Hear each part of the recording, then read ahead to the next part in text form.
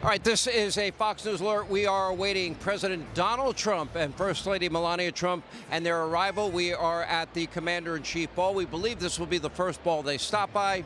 Joining us now, he is one of America's greatest actors and President Trump's ambassador to Hollywood, along with Rocky Balboa himself, Sly Stallone, and Mel Gibson, three of my favorite people.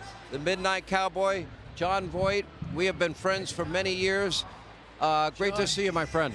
It's wonderful to see you, Sean. You know, Sean, I remember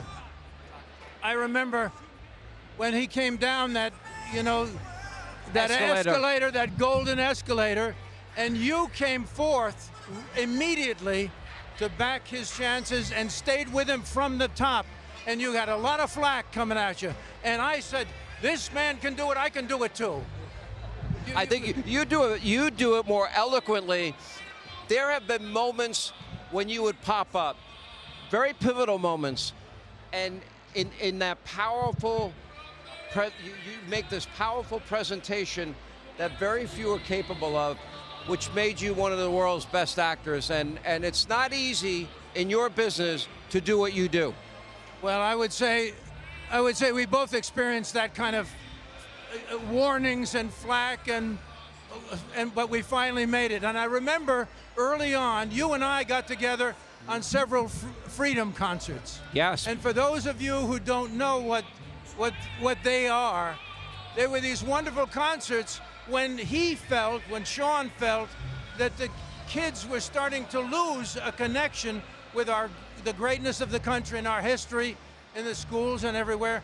And he put these concerts on, and they were the most wonderful concerts. And I came here tonight to say, will you please produce a couple of more of those concerts for the children of today? You know what? I think that's a great idea. We did it for a scholarship fund for the children of slain soldiers. And I remember calling you and saying, would you be a special guest? Yeah. And you would command the stage. And I felt at that time we had to, go all in. By the way, right behind us, I don't know if you can catch it on camera, but Pete Hegseth, soon-to-be Defense Secretary, my former colleague, longtime friend. Yes, great person. But this is special. I'm not surprised you're at this ball, because the military has been a passion and a cause of yours for a long, long time. That's where we made our first connection. Right, that's right. And Pete called me up way back in the early 20s and asked me to come and speak to people, to military people who are going to tour the country and get them up to date about what was happening, across the world with our military. And this was maybe 2005 or something. And I saw him then, and he gave a speech. And maybe only you could have given such an eloquent and passionate speech on behalf of the military. And I said, this guy's a comer, boy, he's wonderful. You know what is amazing? I don't think, and it's funny, other news networks are here, and I just looked at the monitor, and they're putting on Jamie Raskin. And it's like, they don't understand in this election what happened. And I said that legacy media died, and they died because they've been lying to the American people. Yeah. Ever since he came down that escalator, they have peddled conspiracy theories. They have weaponized justice, FISA warrants, Russia. Mar-a-Lago is worth $18 million when it's really worth $1 billion or $1.5 billion. Right. And not one Democrat cared. Now all of a sudden they question Trump appointees. Well, you're not going to weaponize the department, are you? And I'm like, where were you back when it mattered? Well, that's what they understand. They know how to do that. Well, they're pros at it. Yeah. You spend a lot of time with the president. I've said to people, I wish people knew another side of him. Yeah. I feel he's showing it more. Do you see the same thing? Well, I think people are getting it more. I think people are starting to understand it. He was magnificent today, was he not? Unbelievable. Unbelievable. And when he stepped up today, he's usually, a little different character. He was very serious today with his speech, and he really stated everything because he's an honest man. He tells you the truth. Well, he was able to do that and settle these things. That this is this, and this is that, and this is what we're going to do.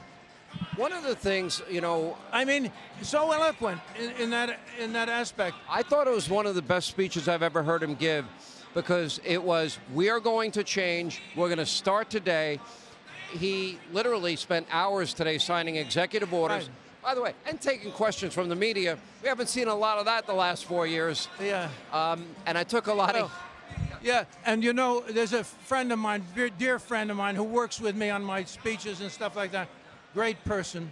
And she said, at the end of his speech at the Coliseum, or that first speech, she said, "Now that's a president." And that's... Oh, you mean today's inaugural speech? No, not this one. Well, either one. Right. She said, "That's a president." Right. And maybe people are starting to get, in touch with so many things, because they're hoping that it will make their lives better, and it will. That's it. How come there is a group of the Americans that, in spite of nearly 14, 15, whatever the number is, illegal immigrants, we've got the videos, we've got the pictures, they're coming from 200 countries, but they say to us, Kamala and Joe said, the border is secure. They said that for 4 years. Then they say, inflation is transitory. It's not transitory. And then they said, no, Joe has more energy than 5 of the young staffers put together, and he can barely put 2 sentences together. And they just flat out lied to us. Yeah. How big a role do you think that played? Well, I think people are starting to wake up, because it's hitting them in the pocketbook, it's hitting them in their children's lives, it's hitting them at every part of their lives. So I think many things are going to happen as we go. More and more people are going to be able to support and thank this president. Well, Jon Voight, you are truly a national treasure. This is a fitting place for you to be.